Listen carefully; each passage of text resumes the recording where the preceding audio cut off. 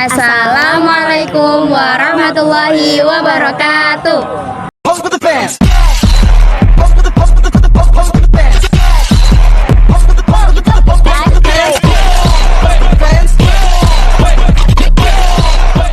Kami dari kelompok 1 akan membahas kaidah usul fikih yaitu am dan qas.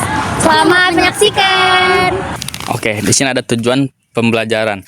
Setelah menonton video ini, peserta didik diharapkan mampu memahami pengertian dan perbedaan antara kaidah khos dan am, serta memberikan contoh penerapannya dalam Al-Quran dan hadis. Pengertian am menurut bahasa. Am artinya umum, menyeluruh, dan merata, mencakup semuanya tanpa pengecualian. Menurut istilah, am adalah lafaz yang mencakup seluruh individu dari suatu jenis tanpa batasan dan menggunakan satu bentuk lafaz. Kaidah am. Dalam usul fikih, kaidah yang berhubungan dengan lafaz am diantaranya adalah kaidah pertama. Keumuman itu tidak menggambarkan suatu hukum. Maksudnya kaidah ini, lafaz am itu masih global, masih bersifat umum dan belum menunjukkan ketentuan hukum yang jelas dan pasti. Kaidah kedua, al-mafhumu lahu umumun. Makna tersirat atau mafhum itu mempunyai bentuk umum. Maksud dari kaidah ini adalah mafhum dari sebuah kalimat mempunyai arti umum. Kaidah ketiga, orang yang memerintahkan sesuatu berarti ia termasuk di dalam perintah tersebut. Kaidah ini dapat dipahami bahwa hukum yang berlaku orang yang memerintah dan juga berlaku bagi orang yang diperintah. Kecuali dalam hal ini tidak berlaku bagi Allah SWT. Contohnya apa sih? Contohnya adalah seorang guru yang memerintahkan peserta didiknya untuk datang tepat waktu. Berdasarkan kaidah ini, berarti guru tersebut harus datang tepat waktu. Kaidah keempat, pelajaran diambil berdasarkan keumuman lafaz, bukan karena kekhususan sebab. Bentuk-bentuk lafaz am. Kata kullun, isim jamak ma'rifah, isim nakiroh dalam larangan atau syarat. Kata tanya bermakna umum, siapa, apa, siapa saja. Lafaz mufrad yang dima'rifatkan oleh alif lam yang menunjukkan jenis. Seperti azaniyatu dalam Quran surat An-Nur ayat 2. Bismillahirrahmanirrahim. Azaniyatu wazani fajlidu kulla wahidin minhuma mi'ata jaldah. Penjelasannya adalah semua yang berzina muhsan, baik perempuan maupun laki-laki, wajib didera 100 kali. Lafaz mufrad dan jamak yang dima'rifatkan dengan idofah. Seperti nikmat Allah dalam Quran surah Al-Baqarah ayat 231 yang berbunyi wadhkuru ni'matallahi 'alaikum, yang artinya dan ingatlah nikmat Allah padamu. Mausul atau kata sambung itu seperti allazina, allazi, allati. Terakhir yaitu lafaz-lafaz yang meliputi mu'syirun, mu'asyirun, sairun, ammatun, kafatun, yang artinya semua. Nah, di sini ada lafaz yang menunjukkan am. Ada apa aja sih?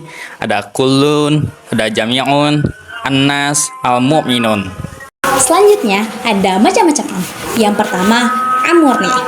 Lafaz umum yang tetap berlaku umum karena tidak ada dalil pun khusus. Contohnya, kullun nafsin za'iqatul maut.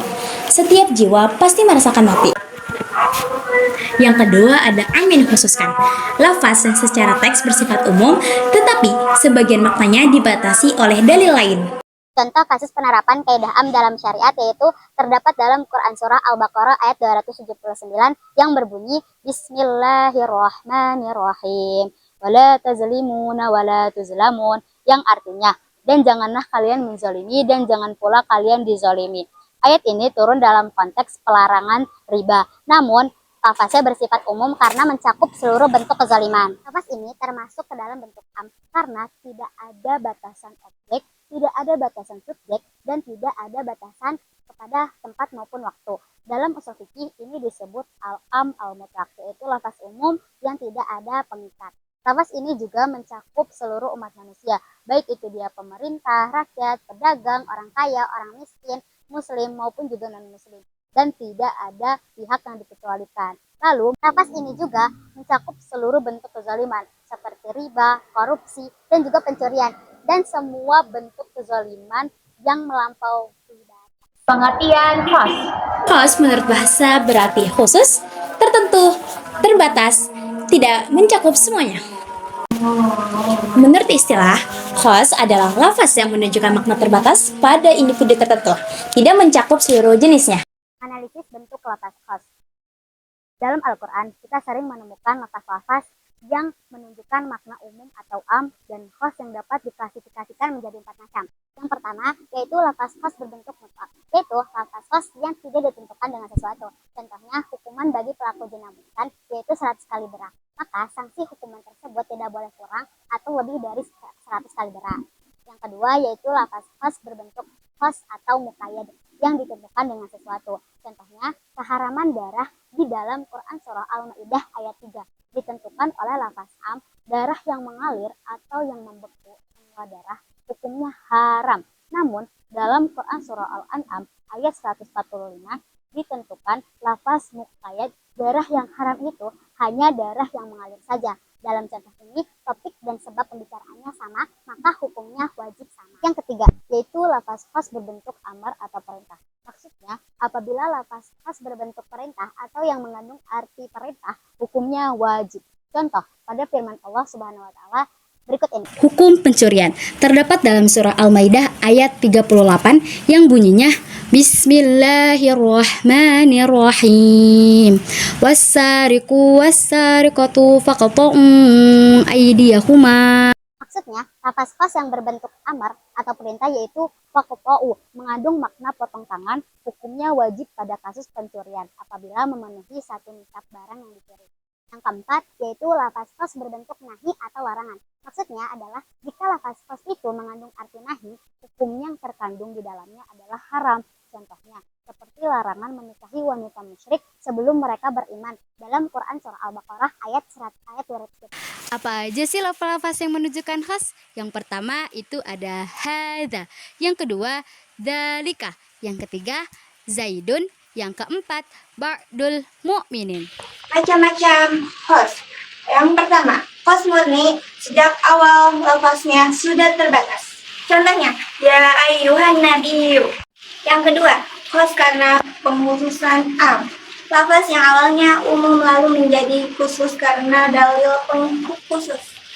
Contohnya, ayat pencurian setelah ada hadis hukum menjadi khusus. Yang ketiga, host dengan sifat atau syarat kekhususan karena adanya batasan tertentu. Contohnya, al-mu'minu as-shadiqu.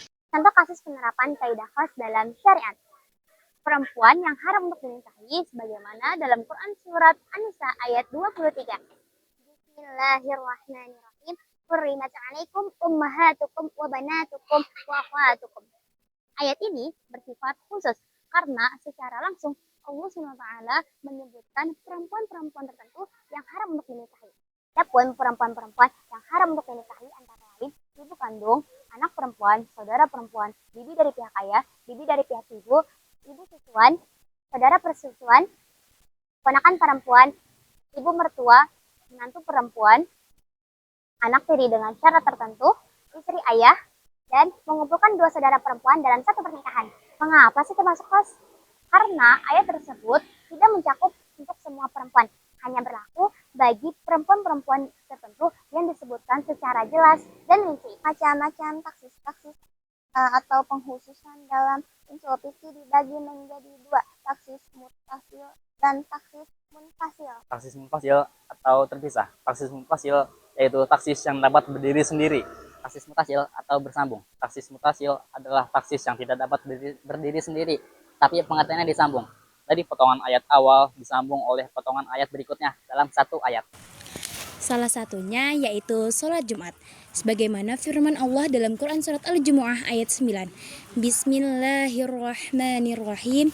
Ya ayyuhalladzina amanu idza nudiya lis-sholati min yaumil jumu'ati fas'au ila dzikrillah. Secara lafaz, ayat ini menggunakan seruan ya ayyuhalladzina amanu yang bersifat umum atau am, seakan-akan mencakup seluruh orang yang beriman. Meskipun ayat tersebut bersifat umum, kewajiban sholat Jumat mengalami taksis, sehingga tidak berlaku bagi seluruh orang yang beriman. Taksis ini melalui dalil lain seperti hadis Nabi SAW dan ijma ulama. Nabi SAW bersabda, Bismillahirrahmanirrahim. Al-jumu'atu haqqun wajibun ala kulli muslimin fi jama'atin illa arba'atan abdun mamlukun aw imra'atun aw sabiyun aw maridun. Hadis ini mengkhususkan ayat Al-Quran dengan mengecualikan nama sahaya, perempuan, anak kecil, dan orang sakit. Para ulama sepakat bahwa sholat Jumat hanya diwajibkan bagi orang-orang yang memenuhi syarat tertentu seperti laki-laki, balik, berakal, mukim, mampu, dan tidak ada uzur. Masih menegaskan bahwa perintah dalam Quran surat Al-Jumu'ah ayat 9 bukan bersifat umum, melainkan bersifat khusus setelah ditaksis. Jadi, kesimpulannya, perintah sholat Jumat asalnya bersifat umum. Kemudian ditaksis munfasil dengan hadis Nabi SAW dan ijma ulama. Kesimpulan kaidah am dan khos.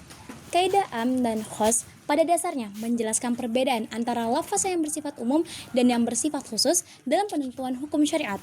Lafaz am menunjukkan makna yang mencakup seluruh individu tanpa batas, sedangkan lafaz khos menunjukkan keterbatasan kepada individu maupun kelompok tertentu. Hukum asal dari lafaz am adalah tetap berlaku keumumannya sampai datang dalil lainnya yang mengkhususkannya. Karena itu, lafaz am dapat dikhususkan oleh lafaz khos melalui dalil Al-Quran, hadis, ataupun dalil lainnya. Pemahaman terhadap kaidah ini sangat penting dalam usul fikih agar tidak terjadi kekeliruan dalam memahami syariat dan dalam menentukan hukum. Demikian video pembahasan mengenai kaidah am dan khas. Semoga video ini dapat membantu kita menambah pemahaman dalam memahami dalil Al-Quran dan hadis lebih tepat. Terima kasih atas perhatian kalian, semoga bermanfaat. Jangan lupa Like, Share. dan subscribe. See you next time. Ilaliko. Duskrova. Sampai jumpa. Wassalamualaikum warahmatullahi wabarakatuh.